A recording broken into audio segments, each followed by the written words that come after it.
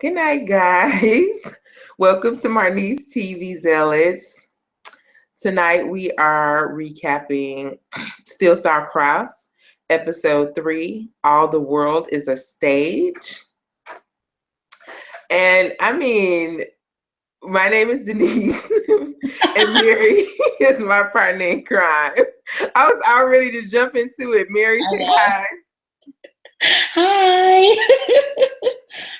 If you enjoy the giggling, you can, go on and subscribe to us. Give us a thumbs up.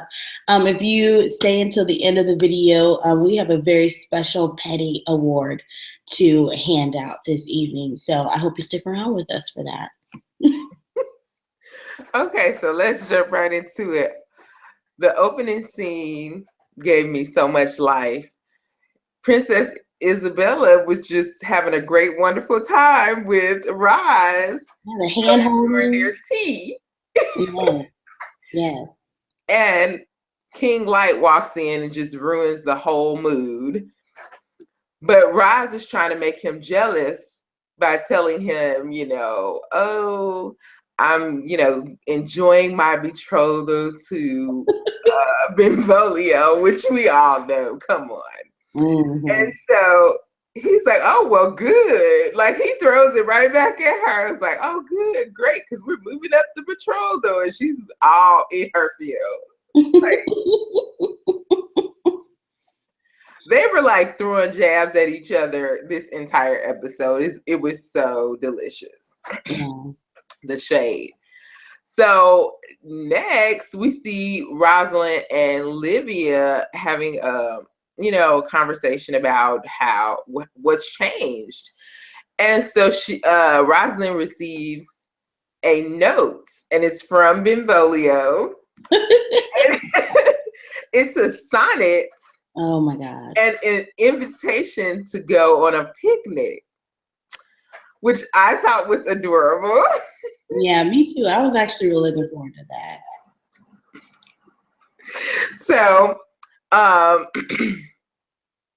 we find out that Benvolio did not send this letter and was quite upset about it. And it was Lord Montague who he's like, look, we have to sell this thing.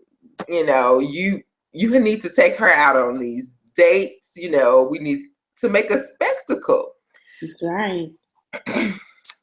So, yeah, Benvolio is not happy, and neither is Rosalind, but they make it to the picnic, and they're sitting there all cute, just whispering. I'm like, wait a minute, ain't that a gateway?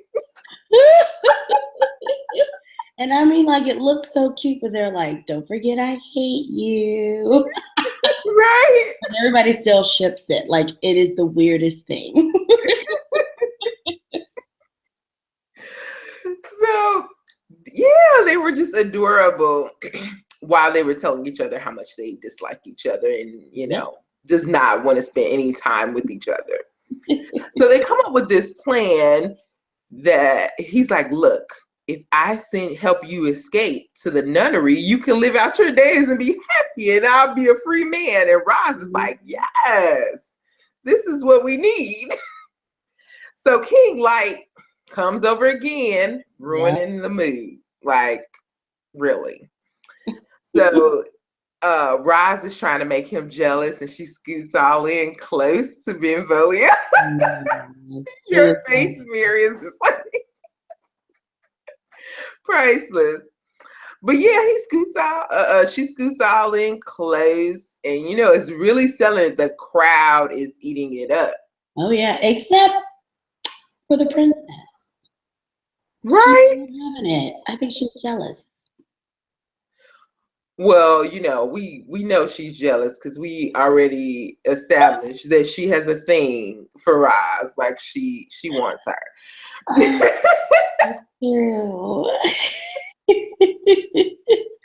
Which brings us to our next point. How not only is Roz in love with King Light, Benvolio has a boo of his own. None other than. I'm just gonna call her Pretty Woman. I don't. That's gonna be her name. I don't know her name, but Well, yeah, I didn't catch her name either. okay, I good. just was like, oh no, because I was too busy trying to tweet. I'm like, okay, so he's in love with the harlots. Okay. Mm-hmm. Yeah, the oldest trope in the book. Right, like it's a trope, y'all. Yeah. He's romantic, so he got to be in love with a whore. I mean, that's just.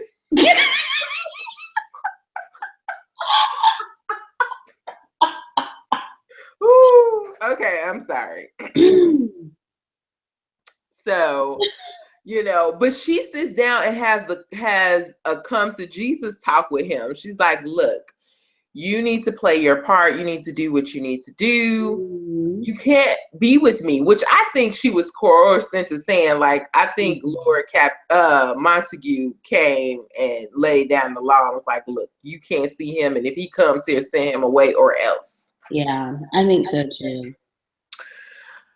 So, yeah, Rosalind has this moment where, well, they agreed that she was going to run away, but she remembers Livia.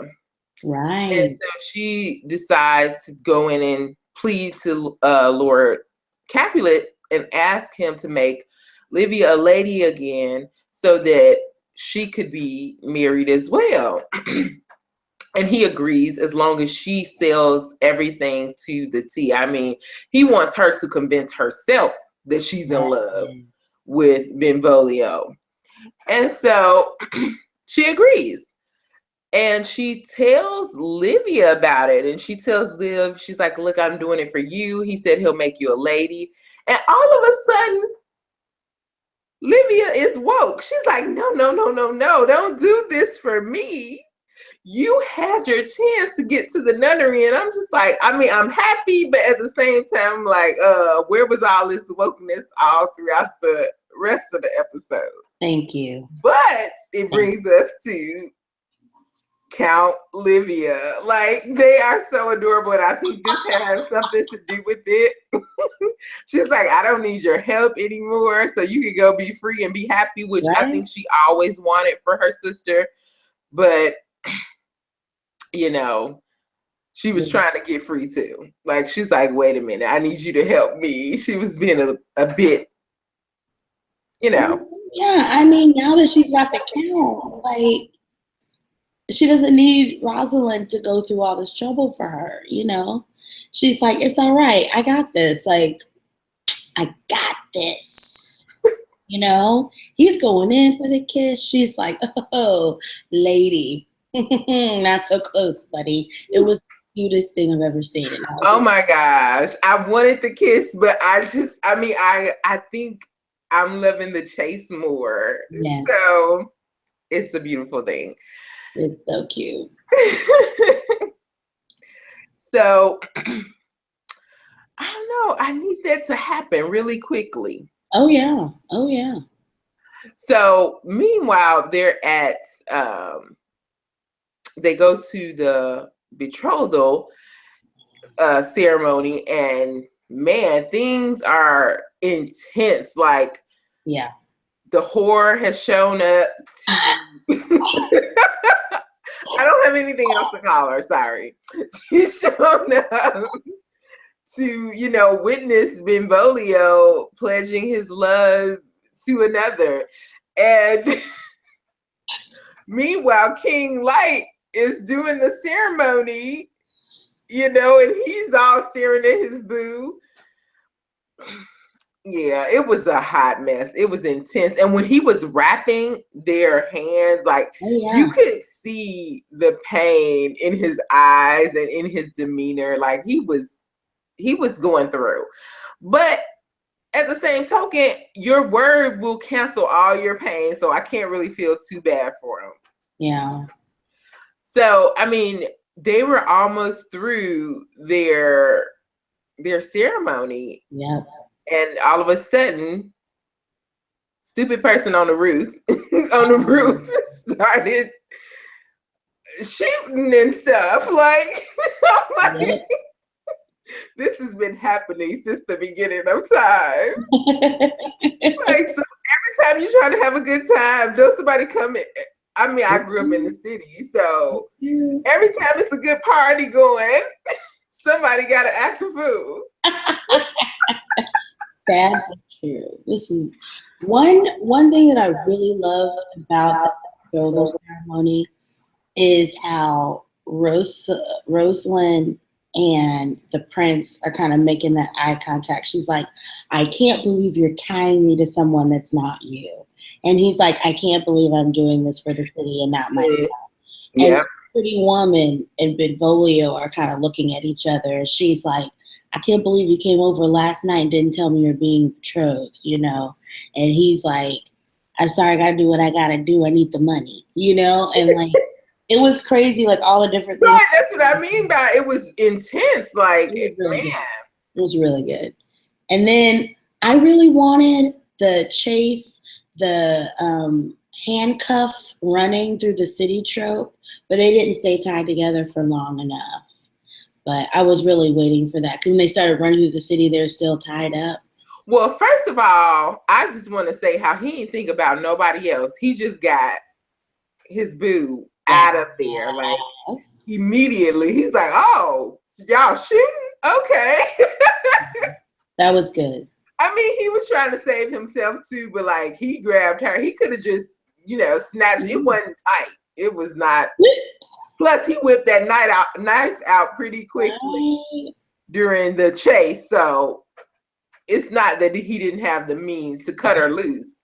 He was like, no, you have to come to safety with me. So I really appreciated that. Exactly.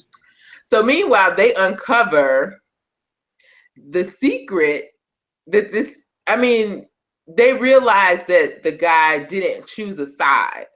So what he really was trying to do is just have the Capulets and the Montagues each pin it on each other so that, they could just keep the war going. The foolishness. I'm going to need them to just chill. I know. I mean, I don't know if I like that spin. Like, who is this outside force? Are we going to find out by the end of it? Are they going to tease us for a season 2 that we may or may not get? Like, who's going to be the big bad? Should there even be a big bad? Like, I don't know if I like where that's going. I'm going to give it a chance. Like, I really like the show, and I really loved this episode. But that part, I was like, I don't know. I just don't know. Yeah, I mean, you're not going to like every single thing that happens. Right. Okay, so then next we have Lord Capulet and Lady Capulet. They are both gone bonkers. Like, oh, yeah. She read him so righteously. It was a beautiful thing. Yeah. Like, she blames him for Juliet's murder or demise. Suicide. Yeah. And so, and he's seeing these ghosts. Like, I mean, like you tweeted, what is a Shakespeare without ghosts? I'm like, okay. And at first he's like, did anybody else see it? Was it just me? And everybody was telling him he's crazy, but no, we all see the ghosts. I know, we all saw her. I was like, no.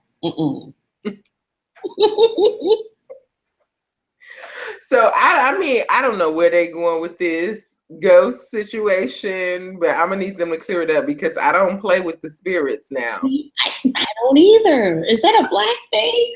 It might be. I'm not having it. I'm like, no. Get those white eyes out of here. Like, A mess. Okay. So, I mean, I love the episode. I needed a little bit more Ronvolio or Rosvolio, whatever we're calling it. I felt like we needed a little kiss, like maybe a little chase kiss. Like, I needed something, but they don't want to feed my poor shipper's heart. No, they're not going to be nice about it, are they? It's fine, whatever. So go ahead and give out the Petty Award. I'm ready. The Petty Award for this evening the recipient is Lord Montague. Just how do you get a feminist to do what you want? Promise that women will benefit from it. Like Right. now he's got the princess being the patron of the Capulets church. I'm like, okay. Yeah. He's scheming. He is, yeah. Not only he's scheming to take over Yeah. the whole project. Like he's like, look, I got some guys who can do the work, and we can get this handled. I'm like, okay, all right. Yeah, he was extra petty, especially with Benvolio. He like, look, once you get her pregnant, Yeah. you marry her and get her pregnant, you have an heir, then you can go and be with all the whores of Verona, of the world. I was like, dang. It's true. That's what he said. Super petty. Okay, guys. Well, that's our recap. If we left anything out that you felt was important, leave it in the comments below. Mary, where can they find you on Twitter? I am at Simply the Worst. I live tweeting all the time. Okay. And you can find me at Forever Sam Sadie's. Thanks for watching, guys. Bye.